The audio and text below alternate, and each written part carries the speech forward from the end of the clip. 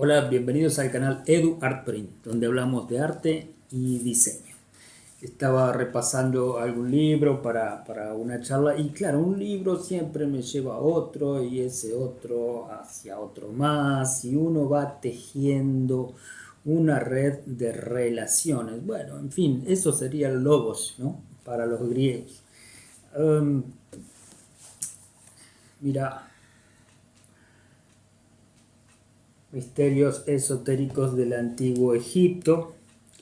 Esto es de Cantú, de editorial DBE. A veces hay que tener mucho cuidado, siempre hay que tener mucho cuidado en cuanto a no caer en ciertas fantasías o cosas con ausencia de rigor científico, ¿no?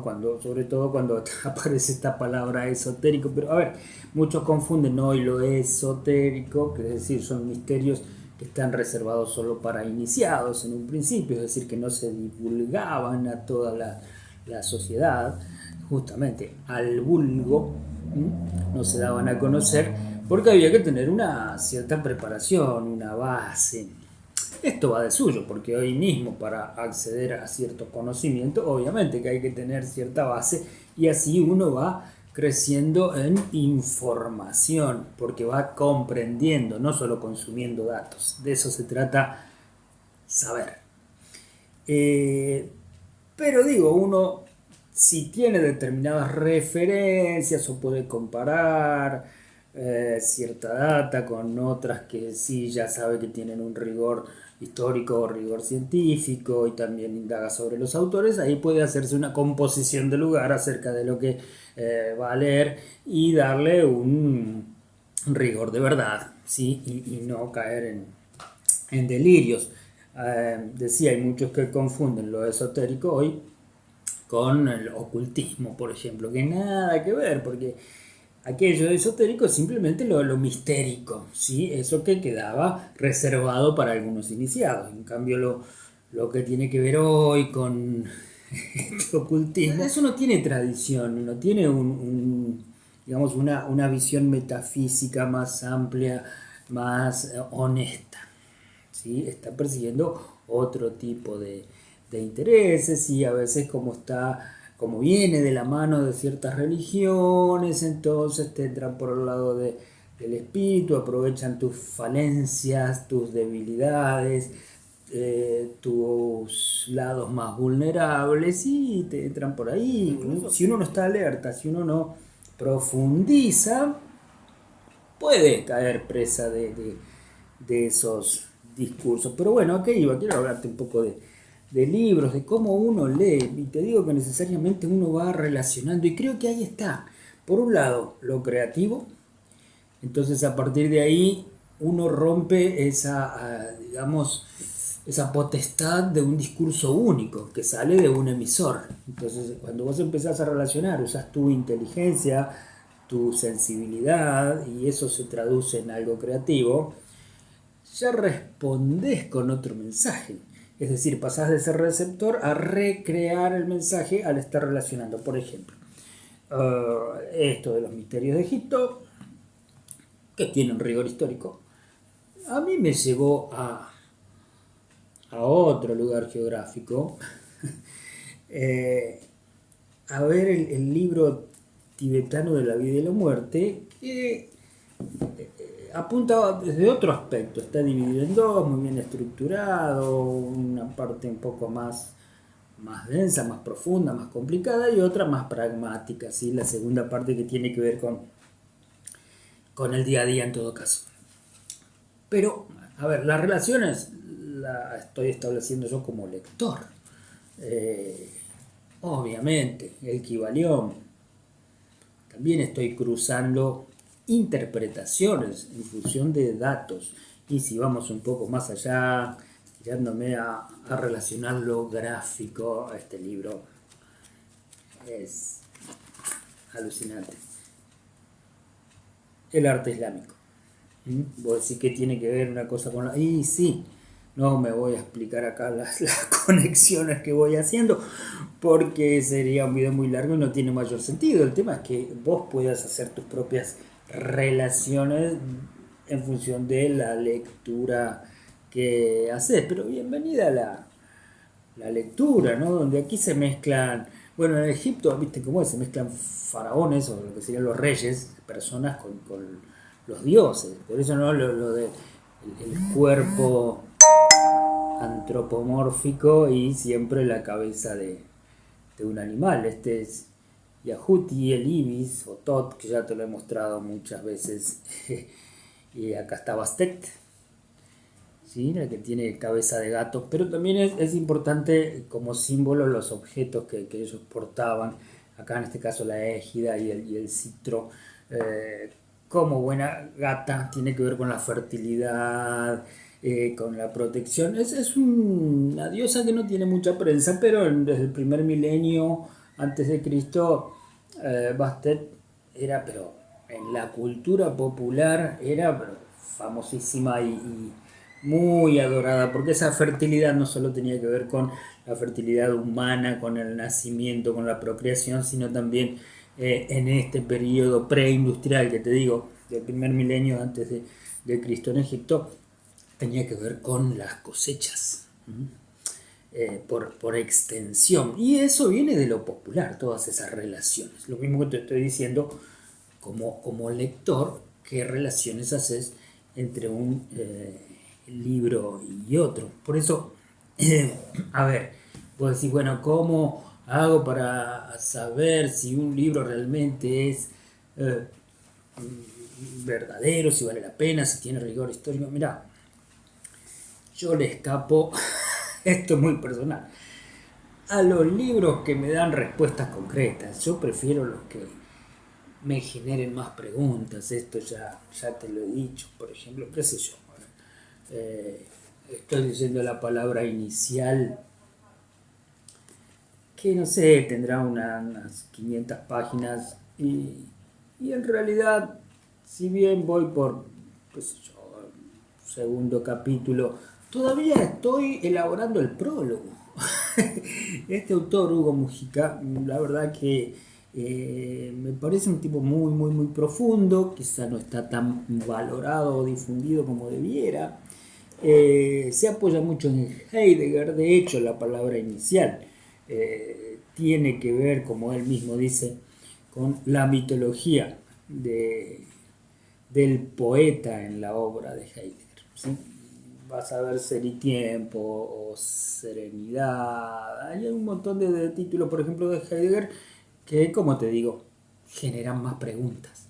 Y eso es lo bueno. Y Heidegger necesariamente vas a ir a Nietzsche y después vas a volver en el tiempo y vas a desembocar en Foucault y así. Y vos vas a ir haciendo tus propias composiciones de lugar, digamos, en ese mundo de la literatura y del pensamiento. Y creo que eso es lo importante, cómo vos haces tus lecturas propias. Quizá no te lo mostraron esto en la escuela o en el colegio. A mí me pasó, qué sé yo. Pero de todas maneras, yo rescato un profesor de historia de la secundaria porque era muy piola, como decimos nosotros. Tenía una forma de enseñar y de explicar muy amena. Aparte, viste, cuando después en la vida cotidiana hay una extensión de lo que es el claustro. Entonces ahí vos empezás a mirar desde otro lado también, porque este profesor que te digo, allá en La Paz, Entre Ríos, un pueblito que no sé, tendría 25.000 habitantes en ese momento, te hablo hace 40 años, él tenía una librería, un local chiquitito donde por ahí muchos libros no había, pero el libro se encargaba y venía de Paraná a la semana o de Buenos Aires y en la semana lo tenías. Ahora, ¿qué ocurre? Fíjate, hoy en día, siglo XXI, año 2022, en ese pueblo que tiene muchos más habitantes, que ha crecido muchísimo, que es un centro turístico, termal, y la gente hace mucho deporte y vos lo ves y todos son escultóricos, tanto cuerpos masculinos como femeninos, y todos están haciendo fútbol y corriendo y aire libre. No hay una librería en el pueblo. Está bien con el físico, está todo bien, está perfecto, es parte de la salud. Pero lo otro también. Está bien, los paseños dirán, bueno, hay una biblioteca.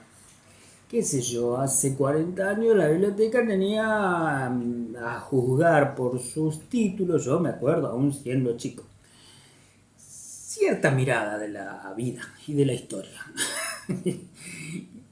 Creo que me explico.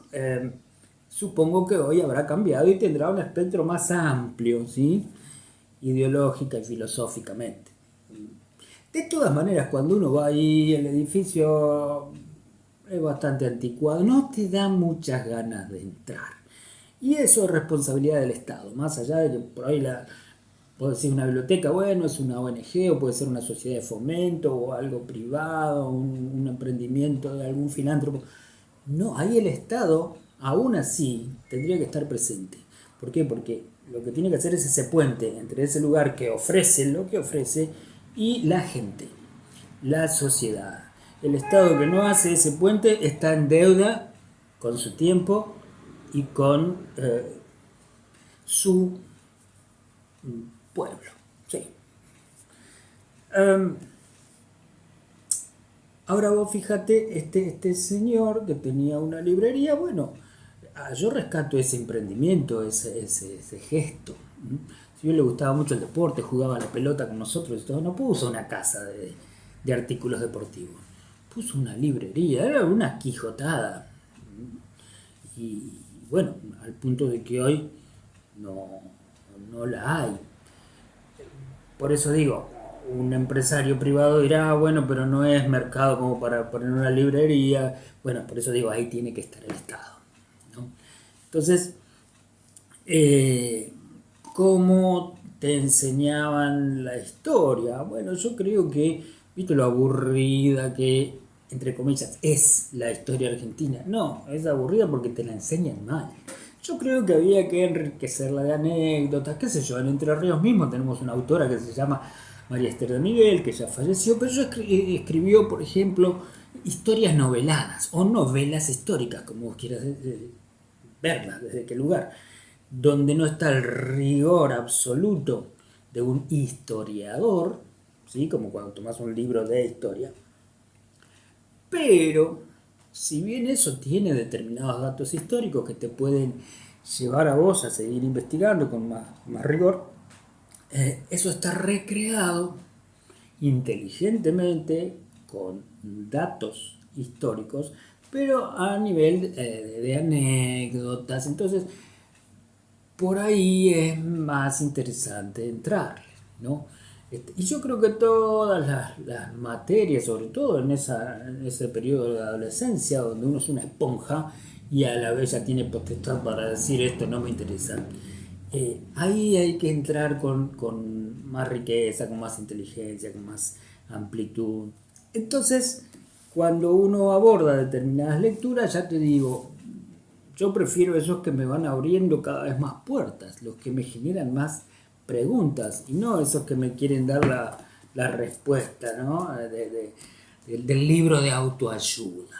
Bah, no es así, porque de ahí a creer en que, qué sé yo, un número va a decidir sobre lo que te va a pasar mañana, estamos ahí a un pasito, ¿no? Una cosa es la geometría sagrada y otra cosa es la numerología. Vamos. Entonces digo, entre estas misturas entre dioses y héroes, donde está el simbolismo, por ejemplo, de lo que se tiene, bueno, también está lo que no se tiene. A este señor le falta la mano, seguro que combatió el Lepanto. Bueno, hay ciertos personajes que gozan de mucha prensa, no así como Bastet te decía. Por ejemplo, Tutankamón, ¿fue Tutankamón el gran dios y faraón? No, ahí hay mucha prensa, porque vos tenés otros faraones que fueron tan o más importantes. Por ejemplo, Cleopatra, ¿qué sabes de Cleopatra? Y que se bañaba con leche y los cosméticos y todo. Pero en realidad Cleopatra es mucho más, y cuando yo a veces hablo con los alumnos, por ejemplo, algunos ni sabían que Cleopatra era griega, ¿no? Porque acordate, el periodo ptolomeico, cuando muere Alejandro, ¿no? Eso ya te lo conté en otro video cuando hablamos de Alejandría. Entonces, ella que a los 18 años tiene que huir a Siria porque estaba en peligro de vida. Después cuando viene César realmente la rescata y la hace reina, pues la usa en realidad. Y si bien ella con sus ambiciones personales también se deja usar, entre comillas. Es una larga historia. Ella, por ejemplo, era muy culta, muy culta. Fue la primera que le habló a los egipcios, por ejemplo, en idioma egipcio. Todos los otros gobernadores que eran romanos los tenían como un pueblo menor, una sociedad, ¿sí? Como siempre Occidente vio a ese Oriente, o mejor dicho, como vio a América. Eh, entonces ella hablaba 7 idiomas, por ejemplo, cuando después fue a Roma, realmente era maravillaba por eso, o cuando recibía a los embajadores ahí en Alejandría en el periodo con Marco Antonio, cuando ella fue reina, ¿sí?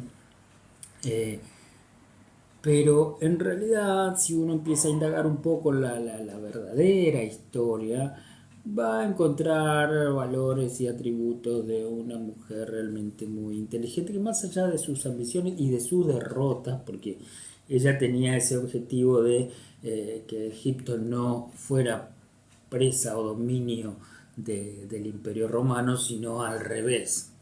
Es decir, se embarcó en esa empresa que era imposible, ¿no? Pero bueno, se puede hablar ahí de error estratégico o de, qué sé yo, morir con sus convicciones. Y hablando de morir, bueno, no llegó a los 40 años, creo que nace en el 69, si mal no recuerdo, y muere en el 30, o sea, no llega a los 40 años. Y, y bueno, muere como reina, vestida, para que se la recuerde así. O sea, hasta pensó hasta el último instante, ¿no? Cuando se deja picar por esa víbora, por esa cobra, que le inyecta el veneno y ella muere. Eh, Vos fijate, aún así, todo lo bueno que podemos rescatar hoy de Cleopatra, históricamente, está contada por los romanos, salvo algunas tablas donde se la nombra eh, con jeroglíficos, se puede descifrar algo de ella, porque vos otra cosa que hay que saber es que los egipcios, por ejemplo, no nombraban con nombre propio a la mujer, ni siquiera Isis, ¿sí? Se referían siempre con descripciones que te dan a entender que están hablando de esa mujer o de esa diosa o de esa faraona, de esa reina.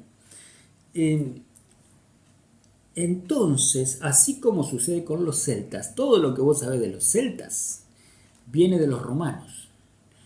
Los romanos, ¿no? Estos imperialistas, cuando conquistan, encuentran toda esa cultura tan rica y tan distinta, y algunos empiezan a escribir. Ahora, eso después pasa por el filtro de los gobernadores, los que bajan línea. ¿Mm? Eh, y eso es lo que nos llega a nosotros. De Cleopatra nos llega el discurso romano. Por ejemplo, Augusto, que fue el último emperador, que fue cuando muere Cleopatra, él la utiliza porque él es el que la vence, la derrota, digamos, y vuelve a Roma y él empieza a hacer escribir esos últimos años de Cleopatra, engrandeciéndola, pero para que eso le sirva a él ante el pueblo, sí, que lo engrandezca a él porque es muy grande ese enemigo al que derrotó, le hace Cleopatra, la reina Cleopatra séptima, ¿no? Eh, Porque era hija de otra Cleopatra con, bueno, Ptolomeo XII, bueno, eso ya te lo conté. A Marco Antonio, a quien ya lo conocían, que también él lo derrota, Augusto. Eh, no le iba a cambiar, digamos, su prestigio, pero en cambio esta Cleopatra que había sido llevada por Julio César a Roma y todo. Es decir, era un personaje mítico a la que Marco Antonio, vos fíjate, por amor, ¿sí? Le promete darle toda la zona oriental, porque ella simplemente tenía Egipto también, un lugar muy rico, riquísimo. Pero era un territorio pequeño comparado con todo lo que era el Imperio Romano, y Marco Antonio cae en esa debilidad o no, o le habrá visto dotes de mando y le quería dar todo el oriente del imperio.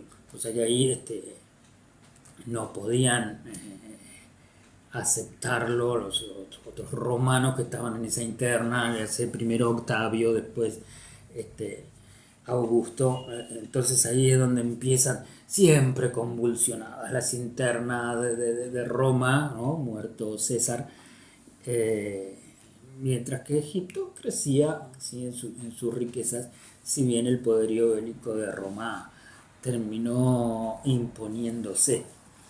Eh, es muy interesante lo que queda como parte de la verdad histórica de Cleopatra, y es bueno que uno cuando se saque esos prejuicios, esos vicios de que te mete Hollywood a través de las películas, que a veces hay mucha gente que lo que se cierra y se queda con ese conocimiento, entre comillas, que es un conocimiento muy fantasioso, ¿no? Los otros días veíamos hablando de esto de los celtas, la historia, la verdadera historia de Wallace, ¿no? Esa película que hizo Mel Gibson sobre Wallace.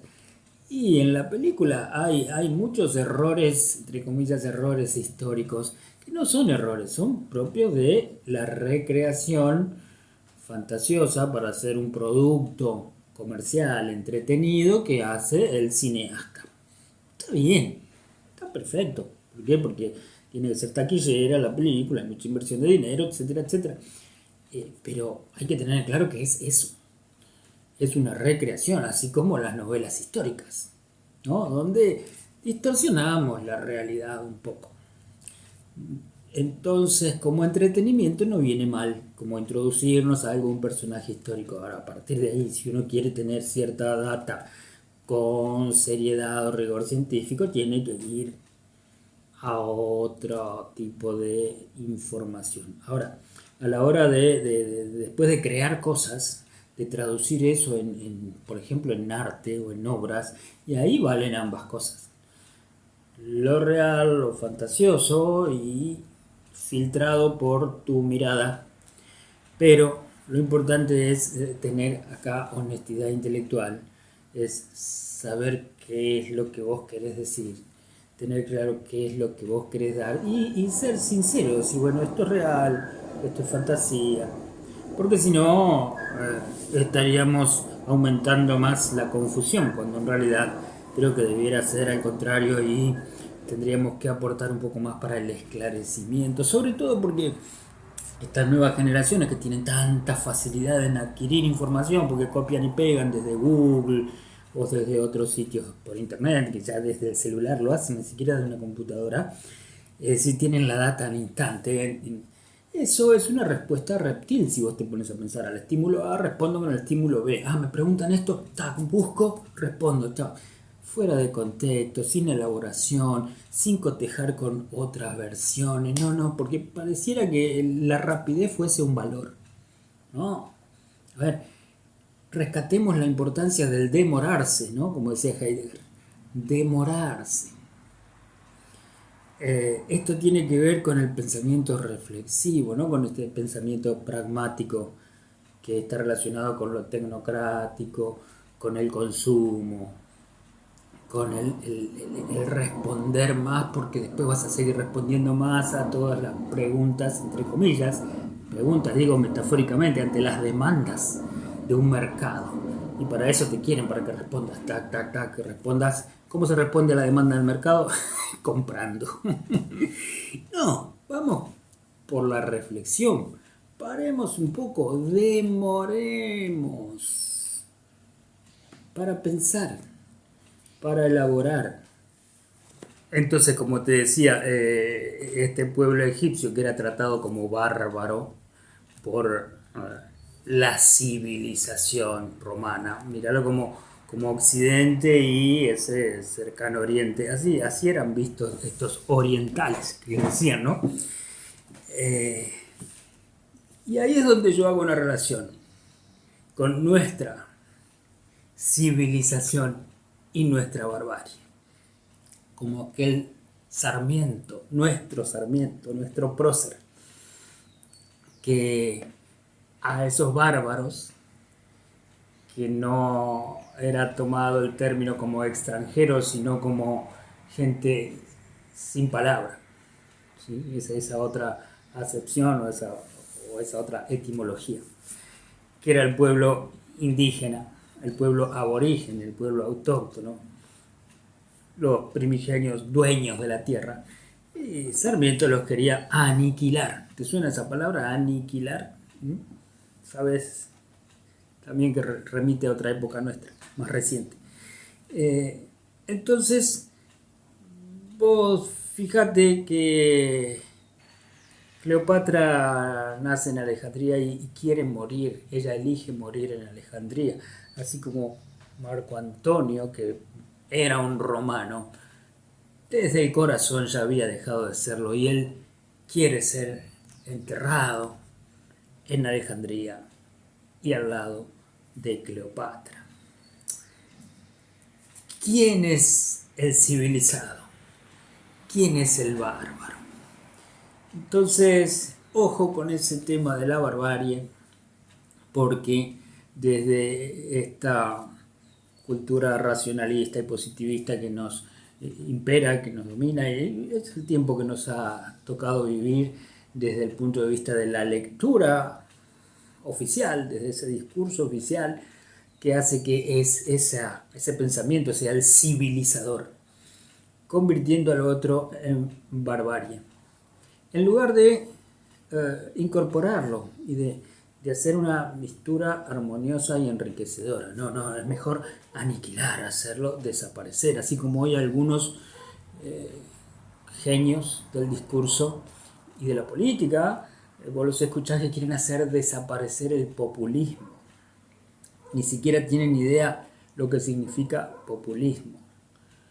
En realidad se están refiriendo a lo popular. Y aquello de lo popular, si vos lo ves desde el punto de vista, por ejemplo, de la filosofía de la liberación, está necesariamente arraigado, es decir, relacionado con las raíces, con la tierra, donde el paisaje es parte tuya y viceversa.